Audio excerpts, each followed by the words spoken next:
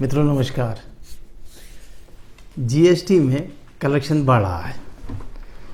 GST में तो collection बढ़ रहा है, लेकिन जो रिफ़ंड के मामले आ रहे हैं उनमें बड़ी दिक्कत आ रही है। रिफ़ंड में जो प्रॉब्लम आ रही है वो अपने आप में बड़ी अजीब सी महसूस होती है। व्यापारी जिस उम्मीद से जीएसटी में कलेक्शन कर रहे हैं उसी उम्मीद से ये भी रखते हैं कि उनको रिफ़ंड की भी जब ज़रूरत पड़ेगी तो तुरंत रिफ़ंड उनको हो जाएगा, लेकिन नहीं, रिफ़ंड में टेक्निकल समस्याएं काफ़ी आ रही हैं। तो आज का जो ये मेरा वीडियो है ये एक रिफ़ंड की ऐसी समस्या पर है जो कि ऑनरेबल हाई कोर्ट इलाहाबाद के सामने आई और उस पर ऑनरेबल हाई कोर्ट ने बड़ा ही महत्वपूर्ण, बड़ा ही इम्पॉर्टेंट ऑर्डर दिया। और ये ऑर्डर कब दिया? अभी 15 दिन पहले 27 अप्रैल 2022 को ये ऑर्डर डिवीज़न बेंच के द्वारा दिया गया है। आज मैं इस ऑर्डर पे ही चर्चा करूंगा और ये ऑर्डर में जो मेन चीज़ें हैं, बड़ा ऑर्डर है, 25 पन्ने का ऑर्डर है, लेकिन इसमें जो मेन तथ्य आए हैं उनको पे मैं ज़रूर इस पर चर्चा करूंगा। तो सबसे पहले तो मैं ये बताऊं कि ये ऑर्डर कौन से मामले में आया। ये है Alok traders versus commissioner commercial tax UP and others, writ number 419 of 2022। Date of order 27/4/2022। ये मामला ऑनरेबल हाई कोर्ट के सामने आया। तो मेन फोकस तो हमारा इसकी इंटरेस्ट और रिफ़ंड की समस्याओं पर रहेगा, लेकिन इसको समझने के लिए थोड़े से इसके मैं फैक्ट्स भी बता देता हूँ ब्रीफ में। मामला ये था कि आनंद गुजरात से एक ट्रक कुछ माल को लेकर ट्रांसपोर्ट कर रहा था, जिसको उत्तर प्रदेश में झांसी में रोक लिया गया और सेक्शन 129(3) के अंतर्गत इसको रोक करके 4,70,400 रुपये इसमें ऐसे पेनल्टी एंड टैक्स जमा कराए गए और इसका अपना ऑर्डर पास किया गया। ये ऑर्डर जब कब जमा कराया गया? ये जमा कराया गया था 30 दिसंबर 2017 को। तो 30 दिसंबर 2017 को ये करके ट्रक को छोड़ दिया गया था। जमा करने के बाद ये मामला सेक्शन 107 में जो फर्स्ट अपील का जो प्रोविज़न किया गया है, एडिशनल कमिश्नर ग्रेड 2 झांसी के सामने ये अपील फाइल हुई और एडिशनल कमिश्नर अपील जो कि फर्स्ट अपीलेट अथॉरिटी हैं, उन्होंने 30 जून 2018 को अपना ऑर्डर दे दिया और उस ऑर्डर में बिल्कुल साफ कर दिया कि ये सब मामला कुछ नहीं, गलत था और ये जो पेनल्टी ली गई थी वो गलत थी। उन्होंने ऑर्डर क्लियर ऑर्डर कर दिया कि ये जो पैसा है उनको रिफ़ंड कर दिया जाए। तो ये ऑर्डर हुआ 30 जून 2018 को और 30 जून 18 के बाद 9 जुलाई को व्यापारी ने एक एप्लीकेशन डिपार्टमेंट में कंसर्निंग ऑफिसर के सामने दे दी, जिसमें कि उन्होंने कहा कि साहब ये हमारा रिफ़ंड बनता है, ये हमको रिफ़ंड दे दीजिए। तो ये पहली एप्लीकेशन रिफ़ंड की आ गई 9 जुलाई 2018 को बस, लेकिन डिपार्टमेंट की तरफ से कोई कार्रवाई नहीं। फर्स्ट रिमाइंडर दिया गया, सेकेंड रिमाइंडर दिया गया, थर्ड रिमाइंडर दिया गया, कोई डिपार्टमेंट की तरफ से कोई एक्शन नहीं हुआ। एटलीस्ट 2020 भी निकल गई, 19 भी निकल गई, 20 भी निकल गई। 21 जनवरी में डिपार्टमेंट की तरफ से ये कहा गया कि जो आपने एप्लीकेशन दी है वो RFD 01 में नहीं दी है। RFD 01 क्या है? RFD 01 ऑनलाइन रिफ़ंड को अप्लाई करने का एक फॉर्मेट है। इस फॉर्मेट में आपने नहीं दी है तो ठीक है साहब, इस फॉर्मेट में हो जाएगी, लेकिन इस फॉर्मेट में आप ऑनलाइन RFD 01 में जब कोई अप्लाई करेगा तो उसके लिए सबसे पहले क्या चीज़ चाहिए? आईडी और पासवर्ड चाहिए। और आईडी पासवर्ड क्या है? टेम्प्रेरी आईडी पासवर्ड से ये पैसा जमा था। तो आज भी जो भी माल दूसरे स्टेट से आ रहा है, दूसरे स्टेट का है, जो व्यापारी यूपी के अंदर, स्टेट के अंदर वो रजिस्टर्ड नहीं है, तो उससे टेम्प्रेरी आईडी और से ये पैसा जमा कराया जाता है। तो टेम्प्रेरी आईडी और पासवर्ड की लाइफ कितनी है? 90 डेज़। 90 डेज़ के बाद वो ऑटोमेटिकली ख़त्म हो जाता है। तो अब क्वेश्चन ये उठा कि आपने पासवर्ड, वो तो ख़त्म हो गया, अब वो मांग रहे हैं लेकिन वो आप प्रोवाइड नहीं कर रहे हैं। और जनवरी 2021 में आपने ये कह दिया डिपार्टमेंट ने कि साहब ये तो RFD 1 में आपने अप्लाई नहीं किया है। तो फिर ये कहा गया कि साहब आप हमें टेम्प्रेरी आईडी और पासवर्ड प्रोवाइड कर दीजिए। ये कहने के लिए 8 रिमाइंडर दिए गए व्यापारी के द्वारा कि साहब आप हमें ये दे दीजिए। आखिर वो नहीं मिला। जब नहीं मिला तो मजबूरन अब ये मामला ऑनरेबल हाई कोर्ट के सामने रिट के रूप में सामने आया कि साहब ये हमारा रिफ़ंड नहीं हो रहा है। तो ऑनरेबल हाई कोर्ट ने 28 मार्च अभी 2022 में पहली बार इसको सुना और सुनकर एक 4 लाइन का ऑर्डर पास किया। वो ऑर्डर मैं यहाँ पे पढ़ता हूँ। Under the circumstances we direct the respondent number one कौन है? Commissioner commercial tax UP.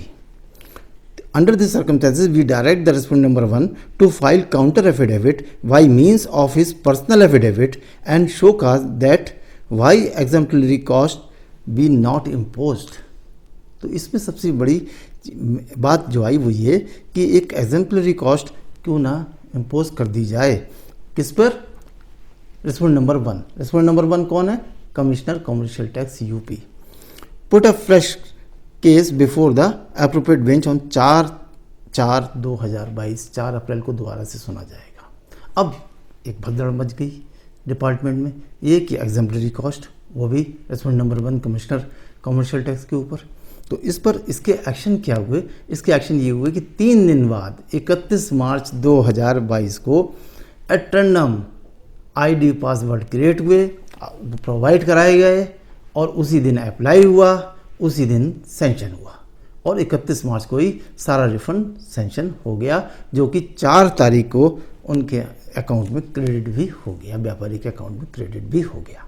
लेकिन अब इसमें इंटरेस्टिंग चीज़ आती है। इंटरेस्टिंग बात ये कि 31 तारीख को जब ये उन्होंने सेंशन कर दिया, रिफंड ID पासवर्ड भी हो गया, सब कुछ हो गया, तब उन्होंने एक लेटर जो है एडिशनल कमिश्नर, जो कि एक एग्जीक्यूटिव हेड है झांसी के डिपार्टमेंट के, उनको एड्रेस करते हुए एक लेटर दिया गया व्यापारी की तरफ से।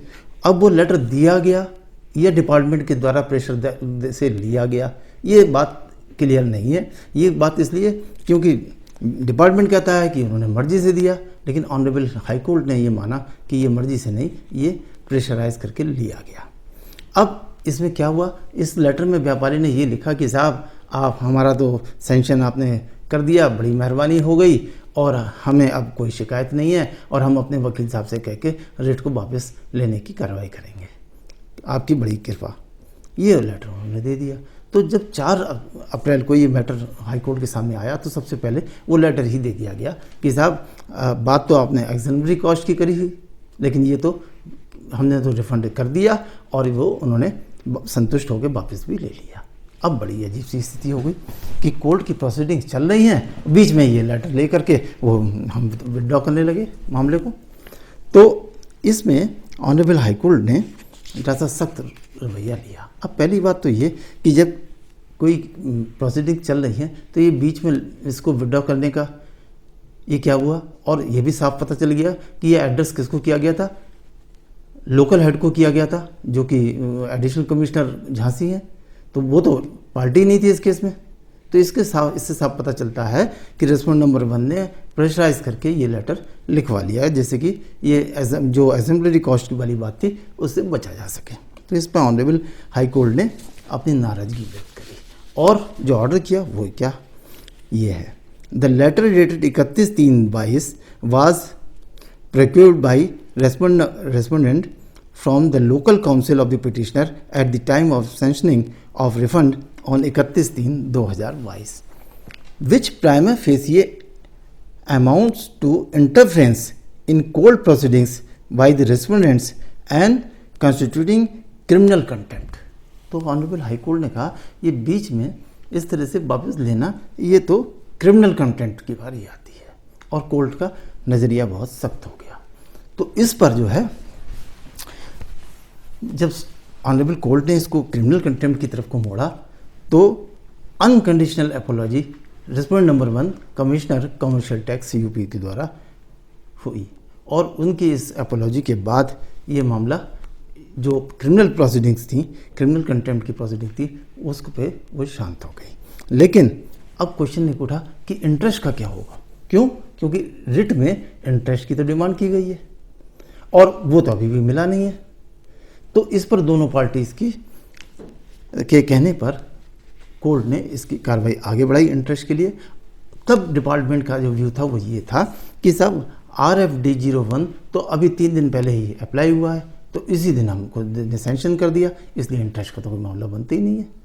और जीएसटी में तो साहब ये प्रोविज़न है कि जो रिफ़ंड है वो RFD 01 के फॉर्मेट में ही अप्लाई किया जाएगा, इसलिए वो तो अभी 3 दिन पहले ही अप्लाई हुआ है, तो अब तो इंटरेस्ट का मामला बनता नहीं। लेकिन नहीं, कोर्ट ने कहा कि साहब अब ये जो उसने एप्लीकेशन दे दी थी, पिटिशनर ने एप्लीकेशन डिपार्टमेंट को दे दी थी 3 साल पहले, 9 जुलाई 2018 को दे दी थी, और जब उस दिन दे दी थी तो तब से आप क्यों बैठे थे?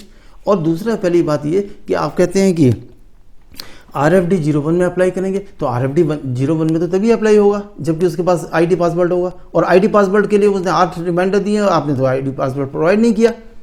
तो इस पर ऑनरेबल हाई कोर्ट ने एक प्रिंसिपल लेट डाउन किया। वो क्या?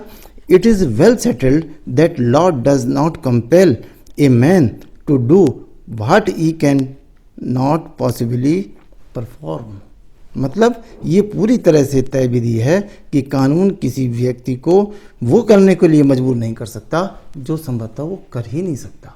जब ID पासवर्ड है ही नहीं तो वो कैसे RFD 1 में अप्लाई करेंगे?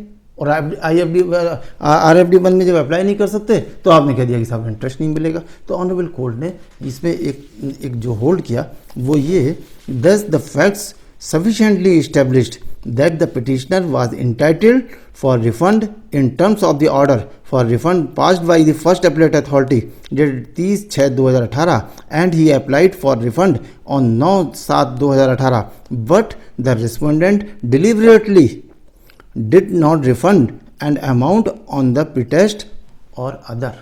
मतलब जानबूझ करके डिपार्टमेंट के द्वारा डिलीबरेटली इसको रिफंड नहीं दिया गया और वन प्रेटेस्ट और अदर बहानेबाजी से भटकाव करते रहे, इधर उधर घुमाते रहे। There was no fault on the part of the petitioner asking the respondents to refund the deposited amount in terms of the order of first appellate authority. उसके में कोई कमी नहीं है, जो उसने एप्लीकेशन देने के बाद उसने अपने पार्ट पर कोई कमी नहीं रखी है। तो अगर एप्लीकेशन ऑर्डर की कंप्लाइंस में रिफंड के लिए एप्लीकेशन दी गई है तो उसकी लायबिलिटी वहीं पे पूरी हो जाती है। ऑनरेबल हाई कोर्ट ने इसमें डिटेल से आगे भी कहा, क्या कहा? Under the circumstances when the appellate authority vide order dated 30/6/2018 directed to refund and the order was communicated to the respondent by the petitioner vide letter 9/7/2018, then the respondents were bound to refund the amount along with the interest under section 56 of CGST Act 2017 की section 56 के तहत वो department bound है interest देने के लिए अगर वो एप्लीकेशन वहाँ पे दे दी गई है। But on one hand they arbitrarily withheld the refund of the petitioner for more than 33 months, and on the other hand they again arbitrarily acted and have not granted interest to the petitioner on the delayed refund of the amount in question. The petitioner is entitled for interest under section 56 of the act। बिल्कुल साफ कर दिया कि ये 33 महीने जो delay हुई है एप्लीकेशन देने से, तो उसमें उसको रोका नहीं जा सकता और रेस्पोंडेंट 33 महीने के लिए इंटरेस्ट देने के लिए बाउंड है। अब इसमें एक प्रिंसिपल जो कि ऑनरेबल सुप्रीम कोर्ट ने एक मैटर हुआ था, यूनियन ऑफ इंडिया वर्सेस शक्ति LPG 2008, इसमें एक प्रिंसिपल लेट डाउन किया गया था, उसका हवाला लिया। No one can take advantage of his own wrong. अपनी गलती के आधार पर दूसरे उसका फ़ायदा नहीं उठाया जा सकता। Finally the respondent can not be allowed to take advantage of their own wrong so as to deny the payment of the interest to the petitioner on delayed refund. इसमें मना नहीं किया जा सकता और क्लियर कट इसमें यह order कर दिया कि सब 33 महीने का जो रिफंड है वो according to rate of the honourable at the rate of the which is prescribed in the act, उसके हिसाब से वो उनको 1 महीने के अंदर देना होगा। ये लेटेस्ट ऑर्डर आया मित्रों और बड़ा ही अहम ऑर्डर है। ये लेटेस्ट ऑर्डर तो है ही 15 दिन पुराना डिवीजन बेंच का ऑनरेबल हाई कोर्ट का, लेकिन इसमें तीनों चीज़ें बिल्कुल क्लियर कर दी। पहली क्या? जो आज पूरे जीएसटी में टेम्परेरी आईडी और पासवर्ड का चक्कर चल रहा है कि जमा करते समय तो टेम्परेरी आईडी और पासवर्ड से जमा हो जाता है, लेकिन उसकी वो 90 डेज़ में ख़त्म हो जाता है और उसके बाद फिर जब रिफ़ंड की बारी आती है तो कई कई साल लोग उसमें परेशान हो रहे हैं और इधर जाइए उधर जाइए, ये करिए वो करिए, आपने इस पर नहीं किया। ये सब कुछ नहीं, वो एक फॉर्मेलिटी है, वो उसको करवाने की जिम्मेदारी डिपार्टमेंट की है। मेन क्या चीज़ है, मेन ये चीज़ है कि जैसे ही वो ऑर्डर हुआ रिफ़ंड का, उसकी कॉपी के साथ में अगर आपने अप्लाइड विद इन टाइम कर दिया, इसमें 60 डेज़ का टाइम दिया गया है। तो जब से उसने अप्लाई किया है उसके 60 डेज़ के बाद से वो इंटरेस्ट देने के लिए डिपार्टमेंट बाउंड है।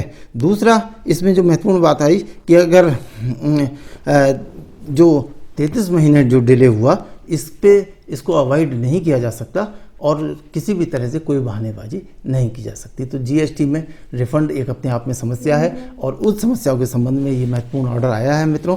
लेटेस्ट ऑर्डर मैंने आप तक पहुंचाया। बताइएगा, कमेंट करके बताइए कि कैसा लगा।